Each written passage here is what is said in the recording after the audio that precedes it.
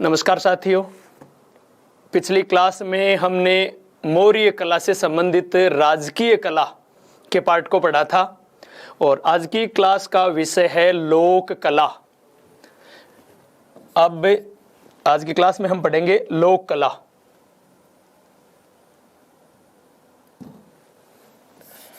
हमारा बिंदु रहेगा लोक कला।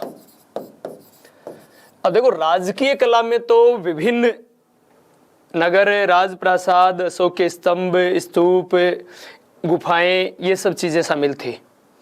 ध्यान ये रखना, हमें लोक कला के अंतर्गत मुख्य रूप से यक्ष और यक्षिणियों की मूर्तियां हैं। अब यक्ष यक्षिणियां क्या होते?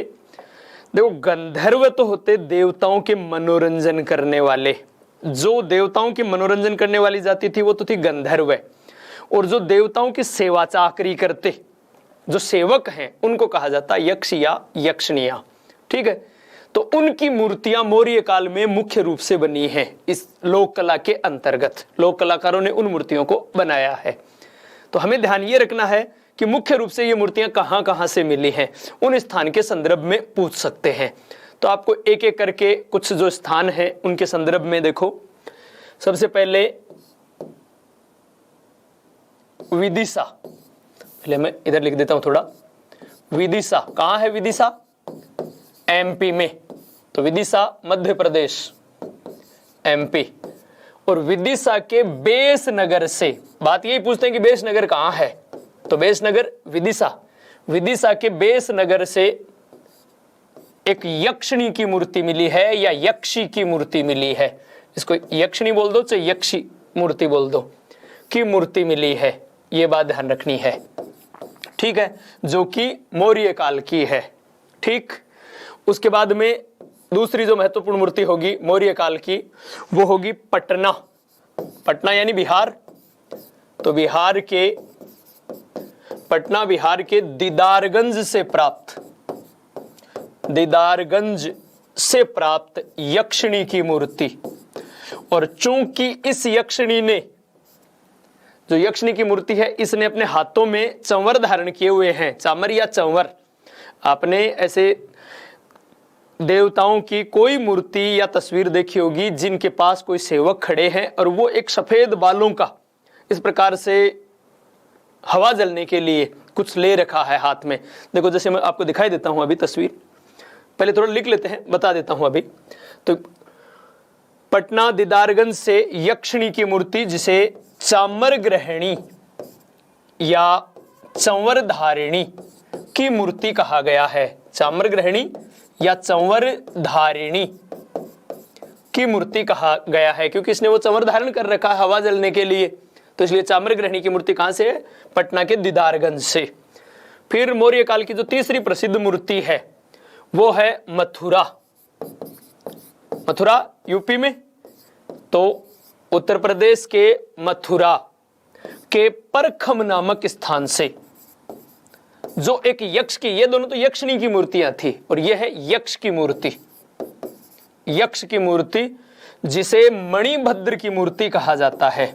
मणिभद्र जो कुबेर के अकाउंटेंट थे, कुबेर जो धन के देवता माने गए हैं, और उनके यहाँ सेवक थे, उनके अकाउंटेंट थे ये मणिभद्र। और उनकी मूर्ति कहां से मिली है? मथुरा के परखम नामक स्थान से। ठीक है, फिर उसके बाद में मौर्य काल की एक मूर्ति भरतपुर, भरतपुर राजस्थान के नोह नामक स्थान से मिली है। नोह नामक स्थान से यक्ष की मूर्ति मिली है, जिसे स्थानीय लोग जाख बाबा नाम से लोक देवता के रूप में पूजते हैं। तो मणिभद्र की मूर्ति तो है परखम से, और ये जाख बाबा की मूर्ति है नोह है, जो कि भरतपुर में है। तो जाख बाबा या जोख बाबा की मूर्ति है, जिसे लोक देवता के रूप में स्थानीय स्तर पर पूजा जाता है। ठीक है, इसके अलावा मौर्य काल की एक मूर्ति है वाराणसी, उत्तर प्रदेश के राजघाटपुर से, राजघाटपुर। और यह त्रिमुखी यक्ष की मूर्ति, यह ध्यान रखना, यह त्रिमुखी यक्ष की मूर्ति है तो यक्ष की, लेकिन त्रिमुखी यक्ष की मूर्ति है। तो पर्टिकुलर अगर हमसे पूछें कि त्रिमुखी यक्ष की मूर्ति कहाँ से मिली है तो वाराणसी, राजघाटपुर से, राजघाटपुर वाराणसी से। ठीक है, इसके अलावा आपको एक मौर्य काल की मूर्ति अन्य ध्यान रखनी है, कनगनहल्ली, कनगल या कनगनहल्ली, जो गुलबर्गा कर्नाटक में है, कर्नाटक में, और यहां से मिली है अशोक की मूर्ति, अशोक की, उसके परिवार सहित, रानी सहित। और पता कैसे चलता है कि उस पर नाम लिखा हुआ है रान्यो अशोक, उस पर नाम लिखा हुआ है, तो इस वजह से उसे पता चलता है ब्रह्मी लिपि में रान्यो अशोक। ठीक है, फिर इसके अलावा मौर्य काल की मूर्ति उड़ीसा के धौली से, धौली कहां है? उड़ीसा। आगे अभिलेखों के संदर्भ में भी हम चर्चा करेंगे। उड़ीसा के धौली से एक हाथी की मूर्ति मिली है, चट्टान को काटकर जो बनाई गई है। इसके अलावा एक हाथी की मूर्ति उत्तराखंड के कालसी नामक स्थान से भी मिलती है, तो कालसी उत्तराखंड, कालसी उत्तराखंड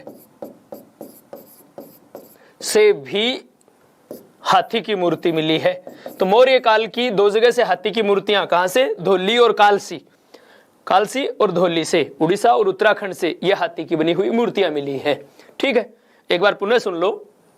देखो, पहले यक्ष की कहां से है, यक्षिणी की कहां से है, ये तो याद करने में आपको दिक्कत नहीं होगी, क्योंकि पहले देखो यहां बेस नगर, और बेस आपने ऐसे देखो स्थानीय स्तर पर नाम आता है बेस बाग, यानी महिलाएं जो आपस में लुगड़ी वगैरह वैसे देते हैं बड़ों को, बड़ी जो उनकी बुजुर्ग महिलाएं होती हैं उनको, और उनको यहाँ बेस बोलते हैं, तो महिलाओं से संबंधित नाम आ गया बेस। तो बेस नगर से किसकी है? यक्षिणी, लेडीज मूर्ति है ना, तो इसलिए यक्षिणी की मूर्ति, तो शायद याद रह जाएगा। फिर दूसरी बात दीदारगंज, देखो दीदार शायद कहीं ना कहीं एक लेडीज फीलिंग किसी नाम आ रहा है, तो यहाँ दीदारगंज, ये यक्षिणी, ये यानी लेडीज नाम ही आ रहा है, जो कि चाम्रग्रहणी की मूर्ति है, और बाकी सब की सब यक्ष की मूर्ति है, और ये दोनों लेडीज नाम की फीलिंग दे रहे हैं, तो इसका मतलब अपने आप पता चल गया कि यहां से दीदारगंज से और बेस नगर से यक्षी या यक्षिणी की मूर्तियां हैं, और बाकी सब जगह से यक्ष की मूर्तियां हैं। ठीक है, अब इसमें ज्यादातर सबसे ज्यादा हमें पूछा जाता है कि चाम्रग्रहणी की मूर्ति कहां से मिली है, तो चाम्रग्रहणी की मूर्ति दीदारगंज से है। दीदारगंज कहां है? पटना में है। ठीक है, फिर इसके बाद में मणिभद्र की मूर्ति, मौर्यकालीन एक यक्ष की मूर्ति जिसे मणिभद्र की मूर्ति कहा जाता है, वो कहां से मिली है? परखम से। परखम कहां है? मथुरा में। ठीक है, और ये राजस्थान जीके के संदर्भ में भी महत्वपूर्ण है, वैसे भी यहां मौर्य कला के संदर्भ में महत्वपूर्ण है कि भरतपुर से एक यक्ष की मूर्ति मिली है जिसे जाख बाबा के रूप में पूजा जाता है। किस स्थान से? नोह नामक स्थान से। ठीक है, फिर त्रिमुखी यक्ष की, मौर्य काल में बनी त्रिमुखी यक्ष की मूर्ति कहां से मिली है? तो राजघाटपुर से। राजघाटपुर कहां है? वाराणसी में। ठीक है, फिर इसके अलावा कनगनहल्ली कर्नाटक से, गुलबर्गा कर्नाटक से खुद अशोक की मूर्ति मिली है जिस पर रान्यो अशोक लिखा हुआ है। ठीक है, और दो हाथी की मूर्तियां, एक धौली से और एक कालसी से, ये हाथी की बनी हुई मूर्तियां मिली हैं। देखो आप इनको अभी हम देख लेते हैं। पहले सबसे पहले ये देखो बेसनगर की मूर्ति, ये है बेसनगर मूर्ति, विदिशा के बेसनगर से। इसके हाथ खंडित हो चुके हैं ये मूर्ति इस रूप में, लेकिन विदिशा के बेसनगर से जो यक्षिणी की मूर्ति मिली है, क्योंकि बेस महिलाओं से संबंधित नाम है, तो बेसनगर से यक्षिणी की मूर्ति है। ठीक है, हालांकि इसके हाथ खंडित हो चुके हैं और केस विन्यास और सब पूरे पता चल ही रहा है कि भाई ये लेडीज मूर्ति है। फिर इसके बाद में अगली मूर्ति देखो, ये है मथुरा के वहां पटना दीदारगंज से यक्षिणी की मूर्ति। इसने हाथ में चंवर धारण, ये चामर है। अब देखो दूसरी मूर्ति में देख पता चल जाएगा। अगली मूर्ति ये भी है, ये रहा चांवर, ये हाथ में है, ये चंवर धारण कर रखे हैं हवा जलने के लिए, तो इसलिए इसे बोलते हैं चाम्रग्रहणी या चंवर धारिणी की मूर्ति। ठीक है, ये परखम, इसके भी हाथ नीचे से खंडित हैं, ये पुरुष की मूर्ति है, तो परखम से प्राप्त जो यक्ष की मूर्ति है वो है ये। ठीक है, फिर इसके बाद में ये मूर्ति जो कनगनहल्ली कर्नाटक गुलबर्गा से है अशोक और उसकी रानी, अशोक और रानियों की मूर्ति साथ में है। और इस पर लेख भी लिखा हुआ है नीचे, लेकिन यहां स्पष्ट आया नहीं, नीचे है वो, नीचे की तरफ जिस पर रान्यो अशोक लिखा हुआ है। तो वो ये मूर्ति खुद अशोक की है, जो कि कर्नाटक के कनगनहल्ली नामक स्थान से मिली है। ठीक है, फिर उसके बाद में ये जो धौली में हाथी की मूर्ति है, देखो चट्टान को इस प्रकार से काट के बनाया गया है, ये चट्टान को काट कर फिर हाथी की मूर्ति बनाई गई है इस प्रकार से। हालांकि इसका सूंड खंडित हो चुका है, लेकिन ये मूर्ति है जो कि धौली से है। ठीक है, तो ये मूर्तियां हैं मौर्य काल की, जो लोक कला के अंतर्गत है। अब हमारा बिंदु, और ये तो अब तक हम चर्चा कर रहे थे मौर्य कला से संबंधित बात। पहले हमने चर्चा की थी मौर्यों की राजकीय कला के संदर्भ में, और आज हमने चर्चा की है मौर्य लोक कला के संदर्भ में। ठीक है, अब हमारा बिंदु होगा मौर्यकालीन साहित्य। अच्छा, मौर्यकालीन साहित्य की चर्चा करें उससे पहले कुछ बातें आपको ध्यान रखनी है मौर्य कला के संदर्भ में। कुछ जो बातें शायद हमने शुरुआत में बात की थी, पहले शुरुआत में, लेकिन फिर भी ध्यान रखना है। पहली बात, पूर्वी भारत में ईंटों, पक्की ईंटों का प्रयोग मौर्य काल में ही हुआ है। ठीक है, दूसरी बात, उत्तरी काले चमकीले मृद भांड, इनका संबंध मौर्य काल से है। NB, वैसे काले NBPW, तो नॉर्थ ब्लैक पेंटेड वेयर, इनका संबंध मौर्य काल से है, यह बात ध्यान रखना। ठीक है, और फिर उसके बाद में आपको यह बात ध्यान रखना है कि स्थापत्य में पत्थर के स्तंभों का प्रयोग मौर्य काल का है। रिंगवेल या वलय कूप, छल्लेदार कुएं, वो मौर्य काल में बनने लगे हैं। और कुओं के संदर्भ में हम आगे अशोक के जब शिलालेख पढ़ेंगे तो अशोक ने कुएं खुदवाए, इस बात के प्रमाण भी हम एक शिलालेख में चर्चा करेंगे, दूसरे शिलालेख से इस बात की जानकारी मिलती है। तो रिंगवेल या वलय कूप या छल्लेदार कुएं वो मिले हैं मौर्य काल के, ये बात भी ध्यान रखनी है। ठीक है, तो ये बात रही मौर्यों की कला से संबंधित बात। अब हम चर्चा करेंगे मौर्य साहित्य, मौर्य काल का साहित्य। और साहित्य के संदर्भ में देखो मुख्य रूप से 3 भाषाओं में साहित्य का सृजन हुआ। 3 भाषाएं, एक संस्कृत, संस्कृत भाषा में साहित्य का सृजन, दूसरा प्राकृत भाषा में साहित्य का सृजन, और पाली भाषा में साहित्य का सृजन। ठीक है, अब यहां ध्यान ये रखना है कि अशोक के अभिलेख मुख्यतः प्राकृत भाषा में है। वो हम जब अशोक के अभिलेखों की चर्चा करेंगे तब ये बात निकल कर आएगी। ठीक है, तो संस्कृत, प्राकृत और पाली तीनों भाषाओं में साहित्य का सृजन हुआ है, एक बात।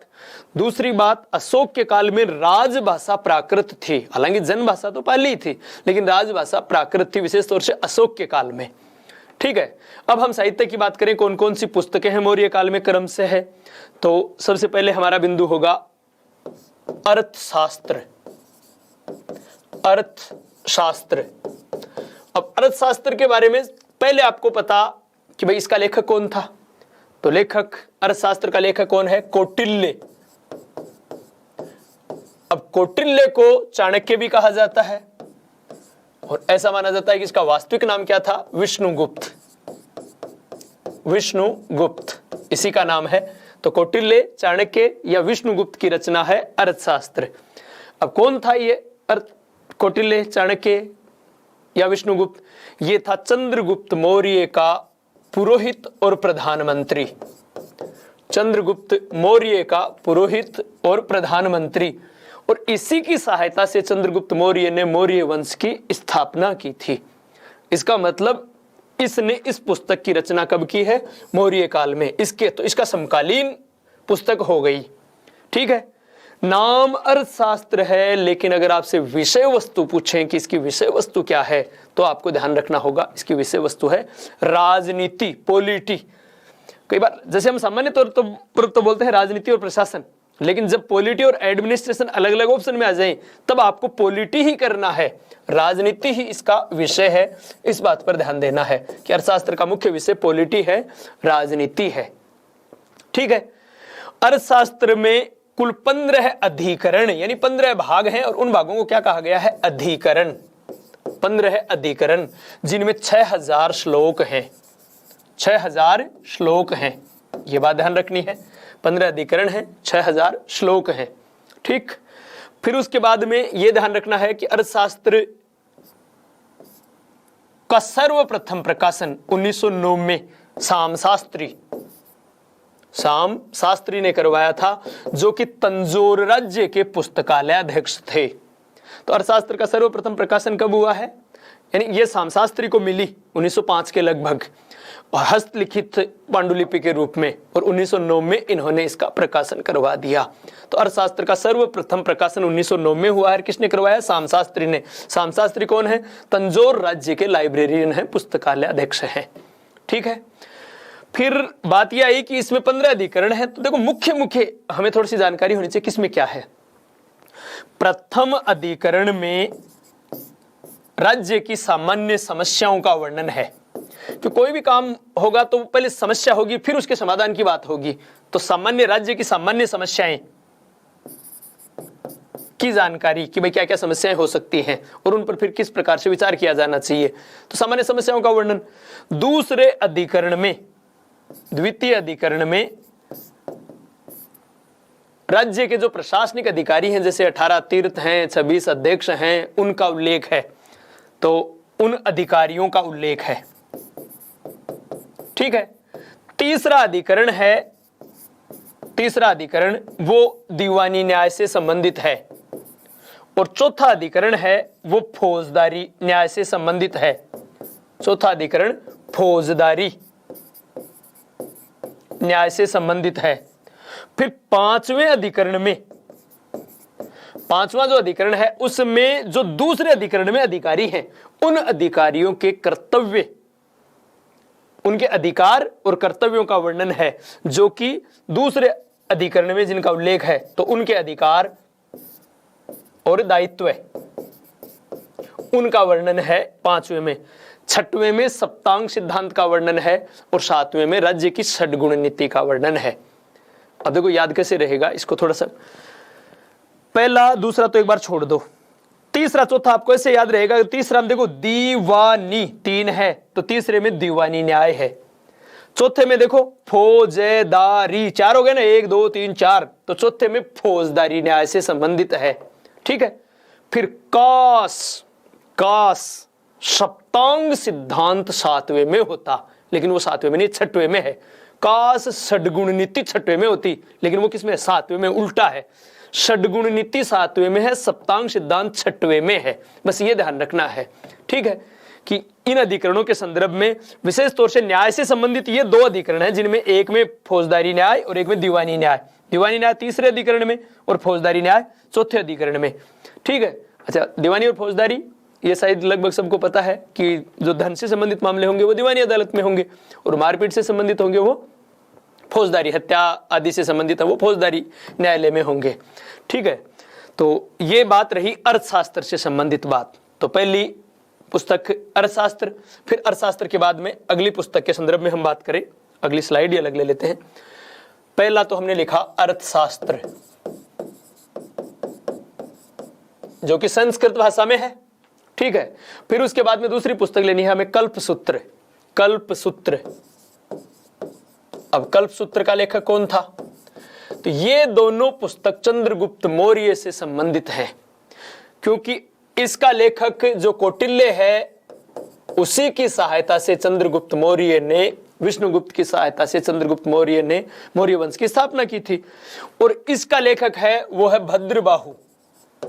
भद्रबाहु के प्रभाव में आकर ही चंद्रगुप्त मौर्य ने जैन धर्म दीक्षित किया था।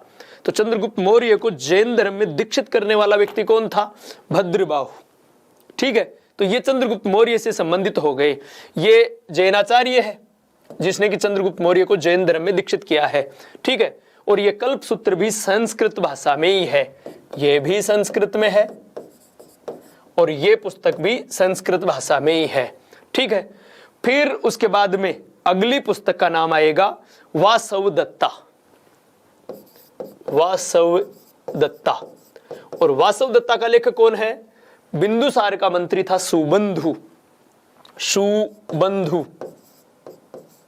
बिंदुसार कौन? चंद्रगुप्त मौर्य का बेटा और अशोक का पिता।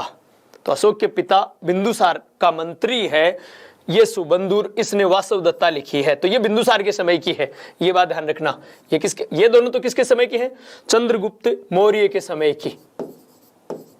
चंद्रगुप्त मौर्य के समय की। और ये किसके समय की है? बिंदुसार के समय की, क्योंकि ये बिंदुसार का मंत्री है तो बिंदुसार के समय की। और ये भी संस्कृत में है, वासव दत्ता भी। ध्यान रखना, स्वप्न वासव दत्ता तो है भास की और वासव दत्ता है सुबंधु की। स्वप्न वासव दत्ता भास की और वासव दत्ता सुबंधु की। ठीक है। फिर उसके बाद में अगली पुस्तक हमें याद रखनी है कथा वस्तु। कथा वस्तु या कथावत्थु नाम आ सकता है। ठीक है। और इस पुस्तक का लेखक है मोगलीपुत्तिश। मोगलीपुत्तिश। और मोगलीपुत्तिश कौन था? अशोक का गुरु था। अशोक का गुरु था जिसने कि तीसरी बौद्ध संगति की अध्यक्षता की थी। ठीक है। और चूंकि ये कथा वस्तु बौद्ध धर्म के तीसरे पिटक अभिधम पिटक का सबसे बड़ा भाग है, ये बात भी ध्यान रखना है कि अभिधम पिटक का सबसे बड़ा भाग है कथा वस्तु। इसका मतलब चाहे कथा वस्तु का लेखक पूछे चाहे अभिधम पिटक का लेखक पूछे, अभिधम पिटक कि इसका संकलन किसने किया, तो आपका उत्तर दोनों के संदर्भ में क्या होगा? मोगलीपुत्तिश। और इन दोनों की रचना कब हुई है? तीसरी बौद्ध संगति में। देखो याद भी रह जाएगा, तीसरा पिटक, तीसरी बौद्ध संगति और तिस उसका अध्यक्ष, और या तिस ने उसका संकलन किया है। तो याद करने में ज्यादा दिक्कत, तिस यानी मोगलीपुत्तिश। और ये बौद्ध धर्म के पिटक किस भाषा में है? पाली में। बौद्ध धर्म के साहित्य है वो मुख्यतः पाली भाषा में है, तो ये संस्कृत में न होकर किस भाषा में होगा? पाली भाषा में। ये ध्यान रखना है। ठीक है। और ये किसके समय है? अशोक के समय। अशोक के समय। ठीक। फिर इसके अलावा भारतीय साहित्य तो नहीं है, लेकिन समकालीन मौर्य काल में लिखी गई है। एक विदेशी यात्री द्वारा, राजदूत द्वारा, जो ऐतिहासिक दृष्टि से भारत में पहले राजदूत थे, सीरिया राज्य की ओर से यवन राजदूत थे, और वो सेल्यूकस के राजदूत कौन? मेगस्थनीज। और उसने पुस्तक कौन सी लिखी थी? इंडिका। इंडिका, जो किसके समय की है? चंद्रगुप्त मौर्य के बारे में जानकारी देती है। ठीक है। हालांकि हम इसको भारतीय साहित्य से अलग कर लेते हैं, लेकिन फिर भी अगर पूछे कि चंद्रगुप्त मौर्य के काल से संबंधित है तो इंडिका चंद्रगुप्त मौर्य के काल से संबंधित है। इसका लेखक कौन था? मेगस्थनीज। मेगस्थनीज। अब एक बात ध्यान ये रखना है कि मूल इंडिका हमें मिली नहीं, तो अन्य लेखकों के उद्धरणों के माध्यम से हमें इस इंडिका की जानकारी मिलती है। ठीक है। क्योंकि इसने क्या किया, इंडिका में इतनी आश्चर्यजनक बातें लिख दी कि हर व्यक्ति का एक जिज्ञासा हुई इसको पढ़ने की। उन्होंने पढ़ा जैसे कि भारत में इतनी बड़ी चिट्टियां होती हैं जितने बड़े हमारे विलायत में कुत्ते होते हैं, यानी अपाली कीड़ीर बंकड़ो गंडगड़ो बराबर। शायद मन ये लग रहा है कि कोई ढंको मकोड़ो पाती आ गया है। खैर जो भी है, लेकिन बात ऐसी आश्चर्यजनक बात, बहुत सी ऐसी बातें लिखी। तो उन बातों को फिर जब पढ़ा उन लोगों ने, तो मूल इंडिका तो नहीं मिली, लेकिन किसी भी व्यक्ति ने, जैसे Arrian, Justin, Plutarch, Diodorus, Strabo, इन लोगों ने क्या किया? इन्होंने ये कहा कि एरियन के अनुसार भारत में ऐसा होता है, एरियन के अनुसार भारत में ऐसा होता है, एरियन के अनुसार राजा की दिनचर्या ये थी, एरियन के अनुसार पाटलिपुत्र नगर, मेगस्थनीज के अनुसार, मेगस्थनीज के अनुसार ऐसा है, मेगस्थनीज के अनुसार ऐसा है। उन्होंने इस प्रकार का वर्णन किया, और सबसे ज्यादा एरियन ने किया, क्योंकि एरियन ने तो इस नाम से एक पुस्तक ही लिख दी, इंडिका। और उन सभी, तो इंडिका मेगस्थनीज की भी है, इंडिका एरियन की भी है। फिर आगे चलकर स्वानवेक नाम के व्यक्ति ने जिस लेखक ने मेगस्थनीज का उदाहरण दिया भारत को लेकर, उन सब उदाहरणों को एक जगह कर दिया। इसका मतलब इस इंडिका का वापस संकलन किसने किया? स्वानवेक ने। और फिर मैक क्रिंडल नाम के विद्वान ने इसका अंग्रेजी अनुवाद कर दिया। किसने? मैक क्रिंडल ने इसका अंग्रेजी अनुवाद कर दिया। फिलहाल हमें इतना ही ध्यान रखना है कि इंडिका का लेखक कौन है? मेगस्थनीज। मेगस्थनीज किसके दरबार में था? चंद्रगुप्त मौर्य के दरबार में। किसका राजदूत था? सेल्यूकस, जो सीरिया का यवन शासक था, उसका राजदूत था। फिर इंडिका का संकलन किसने किया? स्वानवेक नाम के विद्वान ने इसका संकलन किया। ठीक है, ये बात ध्यान रखनी है। फिर इसके अलावा एक, हालांकि मौर्य काल की नहीं है, इसको आप उत्तर मौर्य काल कह सकते हो, एग्जैक्ट मौर्य, लेकिन वो लगभग मौर्यों के समकालीन। क्यों? क्योंकि अंतिम मौर्य शासक था बृहद्रथ, और बृहद्रथ की हत्या की थी पुष्यमित्र शुंग ने। ठीक है, अंतिम मौर्य शासक की हत्या की थी पुष्यमित्र शुंग ने, और उसने एक नया राजवंश शुंग स्थापित किया मौर्यों के स्थान पर। और उस पुष्यमित्र शुंग के दरबार में, या उसका पुरोहित था पतंजलि, और पतंजलि ने कौन सी पुस्तक लिखी थी? महाभाष्य। तो ये लगभग मौर्य काल से संबंधित हो गई महाभाष्य। ठीक है, पतंजलि का महाभाष्य। कौन है लेखक? पतंजलि, जो कौन था? पुष्यमित्र शुंग का पुरोहित था। ठीक है, तो ये बात रही मौर्य साहित्य से संबंधित बात। और अब अगली क्लास में हम चर्चा करेंगे अशोक के अभिलेखों से संबंधित चर्चा, और उन पर चर्चा होगी अगली क्लास में। तब तक के लिए जय हिंद, जय भारत।